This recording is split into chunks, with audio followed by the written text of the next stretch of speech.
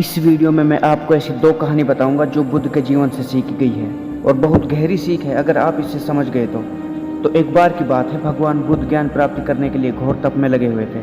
उन्होंने खूब यात्राएं की, खूब घने जंगलों में साधनाएं की, फिर भी उनका मकसद पूरा नहीं हुआ। उन्हें आत्मज्ञान की प्राप्ति नहीं हुई और वो एक दिन निराश होकर, डिमोटिवेट होकर सोचने लगे, यार मैंने इतनी तपस्या की लेकिन मुझे अंत में कुछ नहीं मिला, अब मैं आगे क्या कर पाऊंगा। और इन्हीं नेगेटिव थॉट्स की वजह से उनकी हिम्मत पूरी तरीके से टूट चुकी थी। तभी कुछ देर बाद उन्हें प्यास लगी और वो अपनी प्यास बुझाने के लिए एक झील के पास चले गए। और झील के पास उन्होंने एक अद्भुत दृश्य देखा। एक गिलहरी जिसके दो बच्चे थे वो पानी पीने गए। पहले तो वो गिलहरी ऐसे ही बैठी रही और कुछ देर बाद वो गिलहरी झील के अंदर गई और अपना सारा शरीर उस पानी से भिगोया और बाहर आकर उस पानी को झाड़ने लगी। और वो ऐसा बार बार करने लगी। बुद्ध सोचने लगा कि ये गिलहरी कितनी मूर्ख है, क्या इसे लगता है कि ऐसा करने से ये झील का पानी खाली हो जाएगा।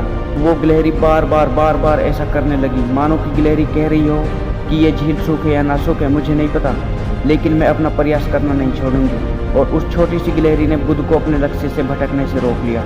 बुद्ध सोचने लगा, जब ये नन्ही सी गिलहरी इतने कम ताकत होने के बावजूद भी इतना बड़ा फैसला कर सकती है तो मैं इससे 100 गुना ज़्यादा शक्तिशाली हूँ, तो मैं क्यों नहीं कर सकता।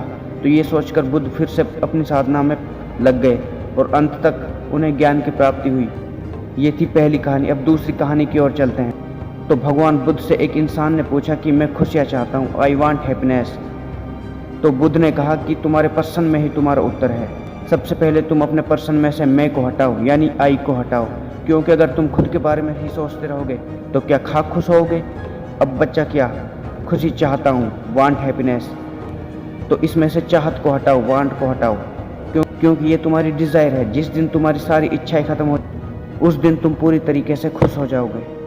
और अब बचता है खुशियाँ, वही तुम्हारी खुशी।